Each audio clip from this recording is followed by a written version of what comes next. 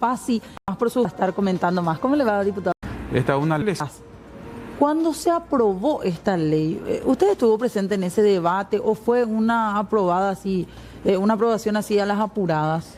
Y evidentemente al no haberse estudiado a profundidad, al no haberse convocado a las instituciones de repente que deberían de haber sido involucradas, OPAS y los representantes de todas las municipalidades, Junta Municipal, Ciudadanía, se sacó una iniciativa o un proyecto de ley que al final de cuentas solo termina beneficiando a los grandes municipios que hoy tienen esa migración de los contribuyentes, sí, que van a pagar sus habilitaciones a otros municipios, ¿verdad? Que tienen donde hay menor costo en el precio de las habilitaciones. Pero no se incluyó, por ejemplo, Asunción. No se incluyó Asunción, o sea, pero yo creo que esto debe ser un proyecto más amplio, más integral, no solamente mirar el fin recaudatorio, ¿verdad? Sino que utilizar un poco las herramientas tecnológicas que también tenemos hoy, ver un poco. Hoy para quitar una habilitación, sí, vos te podés ir con tu cédula verde a cualquier municipio del país y solicitar. Ni siquiera hace falta que lleves tu vehículo. Nadie te pide nada. Nadie te pide nada, vía residencia, nada. O sea, vos vivís en Asunción y te podés ir a quitar de General Brugués, sí, la habilitación de tu vehículo. O sea, esas son las cosas que de repente nosotros tenemos que sentarnos a hablar, tenemos que debatir con los intendentes y ver qué podemos hacer y llegar a un punto medio, ¿verdad? Un proyecto que no golpee el bolsillo del ciudadano, que se pague lo justo, ¿verdad? Aquel que tiene más, que pague más, que tiene menos, obviamente que pague menos. ¿Cómo vamos a ver eso? Y por el tipo de vehículo que tiene, claro, ¿verdad? Y también ver qué hacer para evitar también las migraciones que hay de los contribuyentes. O sea, el que vive en Lambaré tiene que pagar en Lambaré, no puede ir a pagar en Itá, por mencionar nombres. Claro. Pero por eso insisto yo con mi pregunta. Hubo un error, entonces, haciendo mea culpa. Totalmente. Al momento de tratar y aprobar la ley así. Totalmente, porque no se vieron todas las aristas.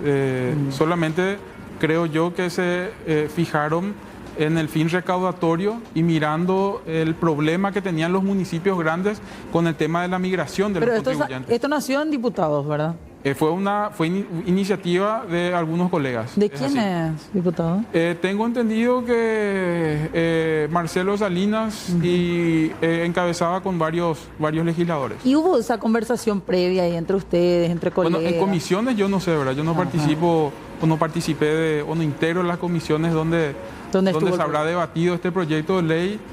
Sí, en el plenario, cuando se trató, sí lo hemos votado y hay que hacer una culpa, pero estamos a tiempo de enmendar ese error. ¿Y hay esa intención también desde el Ejecutivo? ¿Se estuvo conversando con ellos? Yo creo que hay, ya se está haciendo un trabajo importante con los intendentes, hay varios legisladores involucrados, ¿verdad? Yo también voy a hablar con los colegas de la comisión permanente para que se pueda llamar a una sesión extraordinaria y se pueda tratar la derogación, porque si esperamos el inicio del periodo legislativo es recién en marzo, sí, falta un mes. Y mientras los municipios, hay algunos municipios, como bien dijiste hace rato, que ya están aplicando esta ley, hay otros que todavía no están aplicando porque las juntas municipales también están en receso, tienen que modificar su ordenanza tributaria también para aplicar esta ley, entonces eso le está impidiendo y hay algunos que dicen que van a presentar acciones de inconstitucionalidad en contra de esta ley. Claro. Entonces se tornó un caos. Y eso es lo que queremos evitar con este proyecto de derogación, para luego presentar algo como corresponde. Y al fin y al cabo, con esas diferencias en cada municipio, entre que uno aplica, el otro espera que su junta organice toda la cuestión tributaria interna, el otro que dice, no, nosotros no vamos a aprobar, vamos a dejar de lado, por más de que sea una ley, no vamos a acatar. Al fin y al cabo, lo que decíamos ya en anteriores programas es que se crea igual esa desigualdad. Totalmente. Los municipios que cobran el precio anterior, muchos están perdiendo plata porque se van al otro municipio. Los vehículos de alta gama, por ejemplo, se van a otros municipios ya ahora, aprovechando que los precios todavía no están unificados. Claro, también los intendentes deben de usar estrategias a la hora de generar que sus contribuyentes se queden en sus distritos. ¿Y cómo? Yo cuento siempre una anécdota. Cuando a mí me tocó por un breve tiempo ser intendente de la ciudad de Villarrica, teníamos el mismo problema. Villarrica es la ciudad más grande del departamento del Guairá. Los costos son más altos que en los otros municipios. Entonces el villarriqueño iba a quitar su habilitación a la ciudad de Bocayatí, que está a 7 kilómetros de la ciudad, a 10 minutos de Villarrica, o a Félix Pérez Cardoso, a Ñumí, donde una habilitación te sale de 50, 100 mil guaraníes y Villarrica está más o menos 500 mil guaraníes. Entonces, ¿qué hicimos nosotros? Modificamos la ordenanza tributaria, bajamos un poco el precio de las habilitaciones y le dábamos incentivos. ¿Cuál era ese incentivo? El que tenía la habilitación de Villarrica no pagaba el estacionamiento tarifado que rige en Villarrica, por ejemplo. Entonces, al final, le convenía al villarriqueño pagar su habilitación en Villarrica, ¿verdad? Entonces, con esa estrategia también nosotros hicimos que los contribuyentes vuelvan a tributar en nuestra ciudad y hizo que se quintuplique prácticamente la cantidad de contribuyentes que había en lo referente a habilitaciones de vehículos. ¿Y actualmente cómo están en ciudades así del interior, como el caso de Villarrica? ¿Hay mucha fuga todavía o no? Creo que todos los municipios grandes tienen ese problema de fugas de contribuyentes.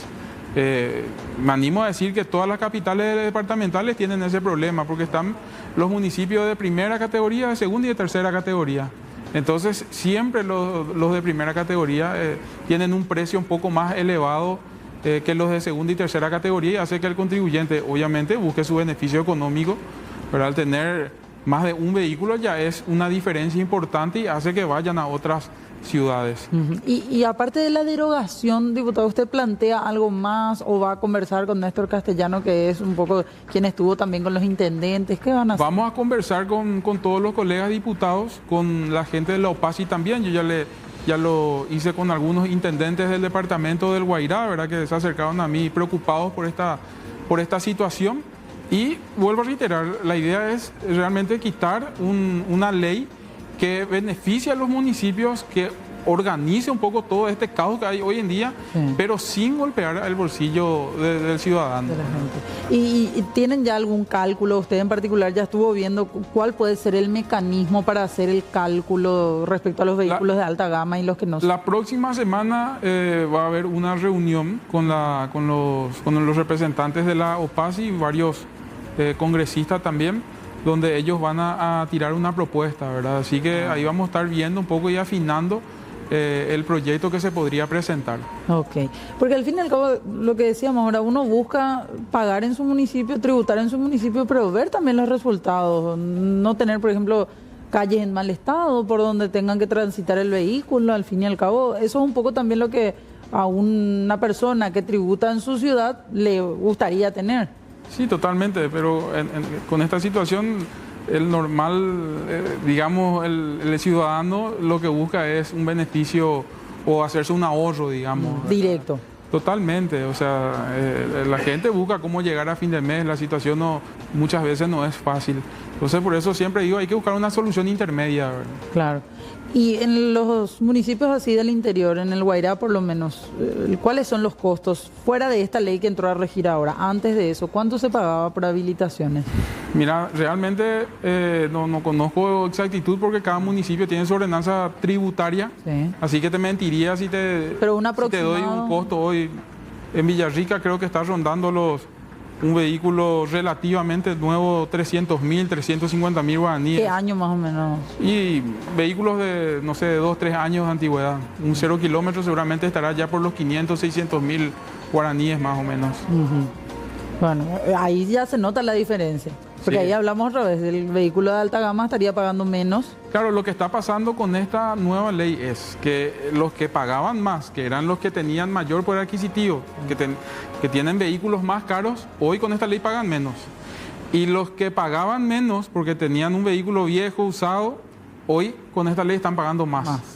Entonces no corresponde, de verdad, no salió la ley beneficiando al ciudadano. Salió una ley más bien pensado para ciertos municipios que tienen el problema de la migración de los contribuyentes. ¿Y cómo van a planificar el tema del control para que una persona no vaya a otro municipio? Por eso es justamente el cuide de la cuestión. Eso tenemos que sentarnos a hablar con los intendentes y ver qué idea plantean ellos para evitar esa migración. Implementación de tecnología puede ser. Totalmente. Hoy la tecnología nos facilita muchísimo a nosotros la vida, nos facilita mucho el control también, y los municipios deben ayornarse a los nuevos tiempos, deben de aprovechar la tecnología, y de esa manera también va a ser una herramienta muy importante para ellos a la hora de generar nuevos contribuyentes. La Agencia Nacional de Tránsito, que un poco explicaba también este proyecto cuando salía recién, decía: esta ley contempla también la creación de un portal en donde puedan consignarse esos datos y así evitar esa fuga de contribuyentes o evitar que alguien con tanta facilidad cambie de un municipio a otro dependiendo de en dónde le sale más barato. Sí, es lo que te decía hace rato. Vos hoy te vas con tu cédula verde Sí. a cualquier distrito del Paraguay, no te preguntan de dónde sos, no te piden otro documento, abonás lo que te piden y ya tenés una habilitación. Es eso lo que hay que cambiar. Claro, Uno realmente debe tributar dependiendo de la ciudad donde es. Si sos de Asunción, sos Lambaré de Lambaré. Pero esta ley nueva supuestamente también buscaba aplicar eso. Para ustedes ya es insalvable cualquier aspecto de esta nueva ley. Yo creo que hay que derogar esta ley, así de sencillo. Directo. Hay que derogar y hay que generar una nueva ley. Es una ley mal parida, lastimosamente. Tal vez el espíritu de los proyectistas fue otro, pero el resultado que vemos es que generó más problemas que soluciones. ¿Y por la unificación iría la otra ley o puede ser que esto de la unificación al fin y al cabo quede en la nada? Porque eso también puede llegar. Mire, yo lo que creo es que hay que ver la forma de que el contribuyente pague en su ciudad, uno. Dos, que uno pague de acuerdo a su capacidad. ¿Cómo uno va a saber la capacidad? Y dependiendo del vehículo que tiene. O sea, uno no se puede presentar como insolvente si viene en una camioneta de 40.000, de 50.000 dólares, ¿verdad? Entonces, pero ustedes van por la unificación igual, que en todos los municipios se cobre lo mismo. Sería lo ideal, pero va a depender mucho de lo que se pueda hablar con los intendentes para que sea una ley que se pueda aplicar. Porque de balde vamos a hacer también una ley que no tenga resultado, que sea inaplicable como es esta que actualmente se ha sacado. O sea, podríamos hablar de usar otros criterios más, no solamente el año del vehículo como contempla esta ley. Puede ser. Vamos a escuchar las ideas que proponen los intendentes que están más abocados a este tema. ¿Y la reunión cuándo sería? Tengo entendido que va a ser el martes de la próxima semana. Okay. Vamos a reunirnos con la gente, con los representantes de la OPASI, como así también con el presidente de la Comisión Permanente, el presidente de la Cámara de Diputados y otros legisladores. ¿Y esta derogación ya ustedes, o por lo menos usted plantea hacerlo dentro del receso parlamentario? Sí, y sí, porque la ley está vigente. Yo creo que estaría de más esperar hasta marzo, porque la ley ya se tiene que aplicar. Entonces no tiene mucho sentido que se aplique, que ya se le cobre a la gente de forma indebida y luego modifiquemos. O sea, antes de que tenga mayor impacto en la gente esta ley, nosotros ya debemos derogarla, que siga la ley anterior, hasta que los intendentes o los colegas presenten una mejor propuesta. Ok. ¿Y qué va a pasar con la gente que ya pagó? Nos contaban y tuvimos muchos casos que llegaron acá al canal y decían, yo tuve ya un poquito de plata en enero, me sobró tanto, entonces decidí nomás ya renovar mi habilitación. Hay ciudades que tengo entendido, como Roca Alonso, que ya están aplicando. Claro, San Lorenzo. Y lastimosamente ya es una ley, ¿verdad? Y se está cumpliendo con la ley, ¿verdad? Hay ciudades que todavía no. Nosotros en Villarrica todavía no entró a regir. Sí. Yo tengo amigos, inclusive ya he quitado la habilitación, pero con el precio anterior, digamos, ¿verdad? Sí. Pero eso es lo que queremos, que haya evitar mayores perjuicios, ¿verdad? Claro. Por eso es importante hoy que el Congreso o la Comisión Permanente convoque una sesión extraordinaria y se pueda tratar urgentemente la derogación de esta ley. Mañana tratan el tema peajes también. Para mañana se le invitó a la ministra de Obras Públicas. Tengo entendido que la ministra no va a enviar representantes. ¿Ya les avisaron eso a ustedes como miembros? Extraoficialmente es la información que tengo. Vamos a ver qué sucede. Porque eso como que se nos sumó a todos como ciudadanos, entre que la suba de las habilitaciones, la suba de los precios de los peajes, son problemas al fin y al cabo que se generaron en el... Y es un problema, las rutas hay que mantenerlas de alguna manera, ¿verdad? Hay que mirar un poco las experiencias de otros países en el tema de peajes, ¿verdad? Hay varios caminos, hay algunos que lo cargan en el IVA, no se paga peaje, pero te cobran en otro lado. Sí. Hay otros países donde hay peajes cada 10 kilómetros, pero se paga por lo que vos usás. O sea, hoy ¿qué sucede en el Paraguay? Hay mucha gente que usa la ruta, pero en un trayecto de 100 kilómetros, digamos, no hay ningún peaje y no paga absolutamente nada. Claro. Hay otros que viajan 150 kilómetros y tienen que pagar 2 peajes, ¿verdad? Yo te doy un ejemplo. Vos te vas de Villarrica a Salto de Guairá y prácticamente no tenés ningún peaje. Sí. Te vas de Villarrica a Encarnación y recién tenés peaje allá por Coronel Bogado, que ya está a más de 120, 130 kilómetros de Villarrica. Cruzás todo el Guairá, todo el departamento de Cazapá, sin peaje. vas a venir a Asunción y pagamos 2 peajes. Claro. Entonces, Hay un desequilibrio. Hay un desequilibrio. Aquí lo que hay que hacer es pagar por lo que uno usa. ¿Y cómo se hace eso? Y por el cálculo de los kilómetros que uno hace y que en todo caso se pongan más puestos de peaje, pero no para cobrarle más, aclarando al conductor, sino que si yo me voy a ir, no sé, a Asunción, entonces yo pago de Villarrica a Asunción, son 160, 170 kilómetros. Hacer el cálculo en base a kilometraje. Claro. Entonces, hay los sistemas exitosos, digamos. Un ejemplo es Panamá, ¿verdad? Que tiene ese sistema en Panamá, tenés peajes cada pocos kilómetros, digamos, mantienen la ruta en buen estado. Claro. Hay otro sistema, el sistema tradicional, que es el que tenemos nosotros acá en Paraguay, pero hay que buscar las alternativas y, como digo, tratar de hacer lo mejor para la ciudadanía. Claro que sí. Bueno, para ir cerrando nomás, porque es un tema que después vamos a tratar, diputado. Hoy no hubo posibilidad de que ustedes lleguen a la sesión de la comisión permanente, ¿o qué pasó con el caso Pechi?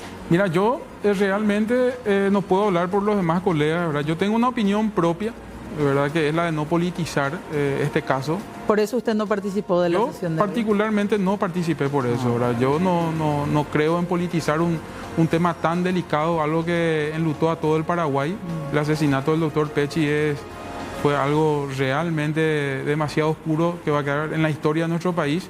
Nosotros queremos que esto se esclarezca, que los autores morales sean hallados, que sean condenados, ¿verdad? Pero no hubo una bajada de línea como se quiso instalar desde en lo absoluto. Sectores. Justamente por eso te decía que no queremos que se politice. Yo no quiero que se politice porque es hacia ahí donde quieren llevar, ¿verdad?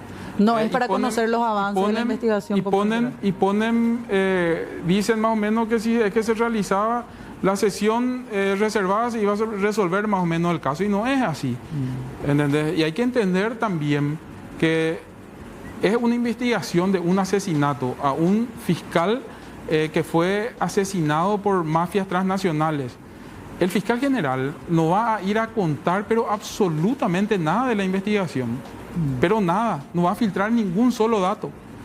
¿Con qué fin él filtraría datos al Congreso? ¿Y qué harían los congresistas en todo caso si es que el fiscal agarra y dice, bueno, vamos a socializar todo lo que sabemos? ¿Para qué? Hay una reserva del caso. Para no descubrir nunca a los autores morales, eso es lo que se quiere. O sea, acá tenemos que ser responsables por sobre todas las cosas, ¿verdad? No mezclar la política con este asunto que es demasiado delicado. Hay una familia afectada, claro, ¿verdad? Que quedó sin... Hay una señora que se quedó viuda, hay un niño que se quedó sin un padre, padres que se quedaron sin un hijo. O sea, acá hay una familia que espera justicia, ¿verdad? Y todos los paraguayos de bien, yo creo que no debe existir un solo paraguayo que no quiera saber quién mató a este señor y que no quiera que paguen la culpa que tienen, ¿verdad?, de cometer un hecho tan horrible. Claro que sí. Bueno, diputado, le agradecemos muchísimo su visita y bueno, vamos a estar atentos, volviendo nada más al tema central que nos trajo acá, lo que tiene que ver con estas reuniones que van a mantener entonces en estos días, ya en esta semana, ¿sí? Muchas gracias. Muy amable, gracias. Tenemos que hacer una breve pausa. A la vuelta seguimos con más aquí en Puntos de Vista. Definitivamente no quieren ellos que se hablen. Y quiero hablar de senadores, diputados colorados y aquellos que ingresaron por otros partidos, porque no son solamente, es importante decir eso, ¿verdad? Porque la ciudadanía necesita saber. Entonces, ¿qué quiero proponer a esta instancia?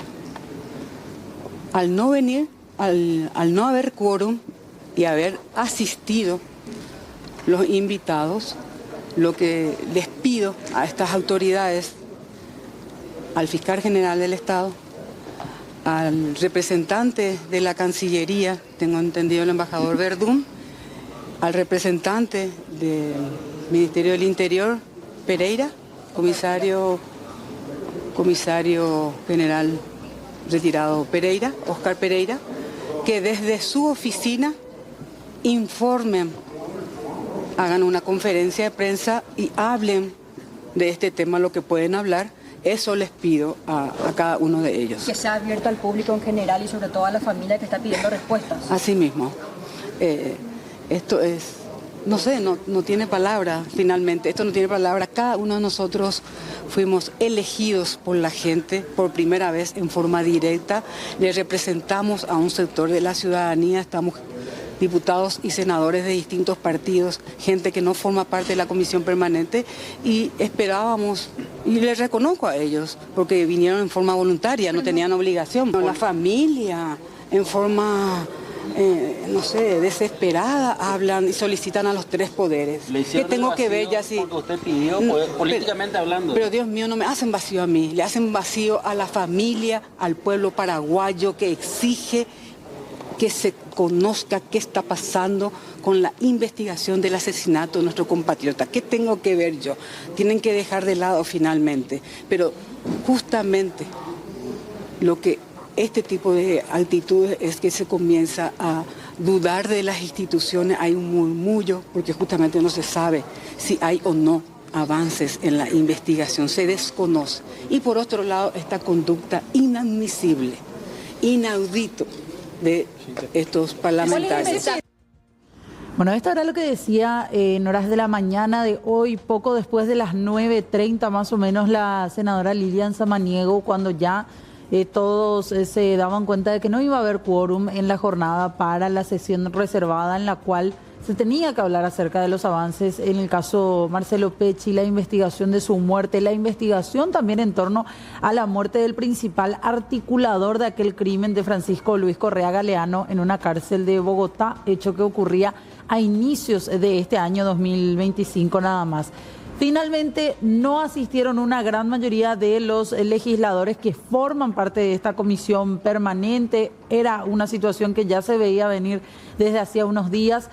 Y al final las autoridades que fueron invitadas llegaron, estuvieron allí, pero se volvieron a retirar. Queremos poner también este tema sobre la mesa. Ya nos acompaña para tal hecho aquí el senador Ignacio Iramain, que muy amablemente aceptó la invitación de venir al programa. ¿Cómo le va, senador? Gracias por venir. ¿Qué tal? ¿Cómo está? ¿No? Encantado de estar aquí. Un saludo a la audiencia. Bueno, viendo todo lo que pasó el día de hoy con respecto al caso Pecci, ¿cuál es la lectura que usted hace, senador? Y la misma lectura que hice hace un año, se está por cumplir el aniversario de la pérdida de investidura de Katia González, en donde en una clara violación constitucional y no dándole justamente, violando el reglamento y no dándole derecho a la defensa, se cometió una agresiva y violenta violación constitucional.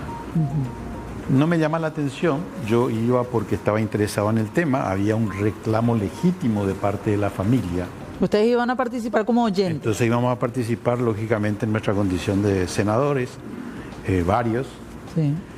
pero lamentablemente, desde luego que ya esperábamos, sabemos que durante todo este año cuál ha sido el comportamiento, y cuando uno es médico y ve el comportamiento de la gente, y ya ve signos y síntomas durante tanto tiempo, ya sabe cuál va a ser el resultado. O sea, así que para mí, venir esto. Sí, esto era nada más que un simulacro, una jugada de pizarrón, de pizarra política o politiquera, en donde primero piden un dictamen, ¿verdad? Hacen todo el jueguito de un dictamen supuestamente jurídico, en donde se hace una interpretación de ese dictamen, porque yo no creo que haya en el país un abogado constitucionalista que pueda decir de que esto violaba el reglamento. O sea, no era así como se dijo el De dictamen, ninguna ¿no? manera. Tiene toda la potestad. Si no, mejor que se cierre la comisión permanente, si no, ¿para qué está? La comisión permanente puede llamar a este tipo de sesiones. Invitar, se hablaba de invitación, Sí. puede invitar, y de hecho hay antecedentes, pero numerosos, Claro. invitaciones donde han concurrido. Yo creo que a partir de ahora justamente se va a dar el hecho, si son coherentes, de que ningún invitado más vaya a la comisión. Entonces, ¿la comisión para qué está? ¿Verdad? No tiene ninguna función. Si se desconocen principios básicos del funcionamiento democrático, entonces lo primero que tenemos que decir en nuestro país para ver si tenemos una democracia es si hay demócratas. Si no hay demócratas, es muy difícil construir una democracia. Y lo que estamos viendo hasta este momento, y lo que yo he observado en ese Parlamento, es que hay un deterioro cada vez más progresivo de la calidad institucional. O sea, bajo esa misma lógica, dice usted, senador, mañana hay una reunión con la ministra de Obras Públicas para hablar del tema peajes. No debería tampoco ella participar. De hecho, que dicen luego que no va. Y de hecho, si son coherentes con lo que dijeron hoy, lo cual significa que cada vez están peor, ¿verdad? Avanza la enfermedad, ¿verdad? El desarrollo de este proceso, en donde el deterioro democrático es clarísimo. Si no aceptan una invitación para discutir algunas cuestiones que son de urgencia, que están sucediendo, porque ellos fueron irresponsables en aceptar toda esa legislación sobre el tema del peaje, ellos son los responsables, ellos son los que llevaron adelante. Claro. Cometen un caos jurídico, un caos ciudadano, ¿verdad? Y después hay que arreglar a la disparada en pleno verano. Borrar con el codo lo que escribieron con el... Encima con un calor bárbaro, sin agua, sin luz. Entonces, estamos realmente muy mal desde el punto de vista del funcionamiento democrático. Y luego que yo para mí, sí, que soy pediatra, nuestro desarrollo, nuestra edad cívica democrática es fetal, ¿verdad? Y en cualquier momento se provoca o un aborto espontáneo o un aborto provocado. Claro. Ahora, senador, decía recién, teníamos aquí al diputado Alejandro Aguilera, él forma parte de esta sesión de esta comisión permanente del Congreso, y él nos decía que no participó porque le parece que se iba a politizar el asesinato de un fiscal. ¿Usted cree también eso? Bueno, todo lo que se hace, no seamos ingenuos, todo lo que hace es política, es la acción humana, el beneficio común. Lo que se pretendía acá era escuchar en qué se había avanzado en el proceso, ya que la familia que estaba reclamando jamás escuchó. Los abogados permanentemente dicen que no son escuchados sus reclamos. Entonces queríamos saber en qué punto estábamos. Decía, él no se va luego a descubrir todo el caso teniendo esta reunión. No, en este país no se descubre nada. Lo que no se quiere descubrir no se descubre, ¿verdad? Desde luego, eso ya lo sabemos, ¿verdad? Acá no tenemos un Estado de Derecho.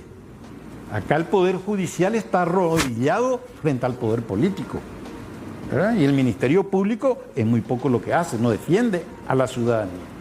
Entonces, sabemos perfectamente bien que en esas condiciones va a ser muy difícil, desde luego, avanzar. No tenemos ni las condiciones políticas, ni la predisposición democrática de establecer un diálogo, de una construcción democrática, de un funcionamiento democrático, de una cultura democrática, porque no tenemos un ideal democrático. Entonces, desde ese punto de vista, va a ser muy difícil, desde luego, avanzar. Todo esto fue un simulacro. Lo de hoy. Todo fue un simulacro. Sabíamos perfectamente bien que de alguna manera no iba a poder darse esa convocatoria y ese diálogo con el Ministerio Público. Enseguida que sucedió la falta de quórum, se retiraron. Claro. ¿Verdad? Habiendo pasado 2 años y medio, casi está por cumplirse ya 3 años del asesinato del fiscal, ¿usted cree que hay intenciones reales de saber quiénes ordenaron el asesinato? ¿O es realmente un caso tan complejo al involucrar a 2 países que por eso nada más no se llega al responsable o a los responsables? Bueno, yo creo que el caso en sí es muy complejo. Por eso es que hablamos de que el crimen organizado tiene que investigarse de manera transnacional como se estaba haciendo acá. Pero si de luego despreciamos la ayuda internacional, descalificamos a la gente del extranjero, que están con mayor competencia para hacer esto, y lo han demostrado, porque la eficiencia que tuvo Colombia es evidente, ¿verdad? Nosotros no tenemos ni la preparación, ni la vocación, ni la intención. Pero ahí no hay intención. Yo creo que no hay intención porque hay gente involucrada, ¿verdad? Acá hay un clan mafioso que está funcionando y que está vinculado a este tema. De acá se recibió la orden, claro, ¿verdad? Sin ninguna duda. Ahora, con esto simplemente, ¿qué es lo que hacen? Aumentar la sospecha, el descrédito, porque lo que le falta justamente a este gobierno es credibilidad, ¿verdad? Si a mí me dicen que resulta ser que yo no tengo dinero, pero después me aparezco con una mansión, ¿qué credibilidad se puede tener? ¿Verdad? Entonces, hay todo un proceso, lamentablemente, nosotros en una escala del 1 al 10, estábamos más o menos en 3 por salvar la parte democrática, pero estamos retrocediendo violentamente. ¿verdad? Con este último. Cada vez hay un mayor deterioro con todo esto que está sucediendo, ¿verdad? Durante todo el año en el Parlamento se ha vivido un atropello en cuanto a leyes, en cuanto a mayorías que han prácticamente dictaminado de manera absolutista y tiránica todas las leyes. Entonces, y además viendo cuáles son los resultados. Ya tenemos acá con el peaje, tenemos con el registro unificado nacional, ¿verdad? Todas incoherencias, contradicciones, inconstitucionalidades. Hasta el propio Ejecutivo ha rechazado las leyes que se han aprobado dentro del Parlamento. Claro. Entonces, nuestro nivel es verdaderamente lamentable. Decía la senadora Lilian Samaniego, otros más también coincidían de la oposición. Acá no hay una intención real de saber quiénes fueron los mandantes y por sobre todo decían ya directamente el oficialismo es el que no quiere tocar el tema Marcelo Pecci. ¿Por qué? Por eso justamente digo que desde luego que son ellos, porque son ellos los que están manejando arbitrariamente todas las decisiones dentro del Parlamento. ¿En ese sector político pueden estar sabiendo ya quién ordenó la muerte? ¿O eso sería demasiado jugado? Yo no sé si se podría decir eso. O sea, hay presunción siempre de inocencia, pero de que evidentemente les molesta, les pica, les duele hablar sobre este tipo de temas, porque algo está pasando. Y dentro de la fiscalía, ¿cómo queda? Si eran colegas, muchos de ellos hasta cercanos personalmente, incluso de Marcelo Pecci. No hay esa intención tampoco dentro de los propios organismos de justicia.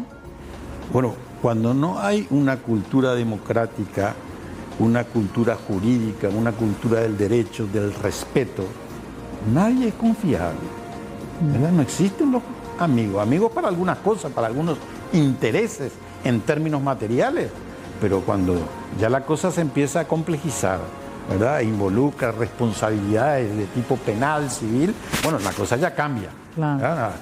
Hasta se desconocen entre ellos, ¿verdad? Y se traicionan entre ellos. Pero cuesta nomás entender, senador, digo, en el sentido de que si ayer le tocó a Marcelo Pecci, mañana le puede tocar a cualquier otro fiscal que está investigando el caso. Pero son muy pocas personas las que tienen el coraje cívico en este país para afrontar ese tipo de cosas.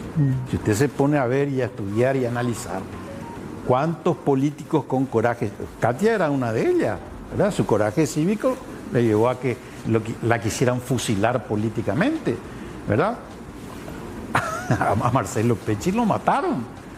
Eso es para enviar un mensaje claro a la población de disciplinar y hacer tener miedo, ¿verdad? Y si algo decía Roosevelt, la ciudadanía, si realmente quiere cambiar, tiene que justamente perder miedo al miedo. Totalmente. Bueno, vamos a quedar atentos. ¿No hay posibilidad quizás de mantener una reunión entre ustedes como legisladores con las autoridades? No, yo creo que nosotros tendríamos que ir como legisladores a partir de lo que sucedió. Tenemos un argumento legítimo, ¿verdad? De que la familia quiere saber, claro, y por lo tanto el pueblo quiere saber, nosotros queremos saber. Y tendremos que ir, si Mahoma no puede ir a la montaña, que la montaña venga a Mahoma. Entonces claro, vamos a ir, ¿verdad? Nosotros a la oficina del fiscal y vamos a pedir las aclaraciones correspondientes. Me parece que esa sería la actitud más lógica. El fiscal envió al fin y al cabo una nota esta tarde. Dijo, acá les respondo por nota ya que no hubo quórum. ¿Es suficiente eso, cree usted, o no? Bueno, tendría que mirar, tendría que ver. Vamos a analizar mañana, sí, cuando nos encontremos, porque desconozco esa nota, entonces no puedo evaluar. Veremos qué es lo que dice la nota. Claro. Pero siempre es importante de que la gente converse, dialogue. Democracia es diálogo. Claro, y es lo que falta en estos días. Comunicación.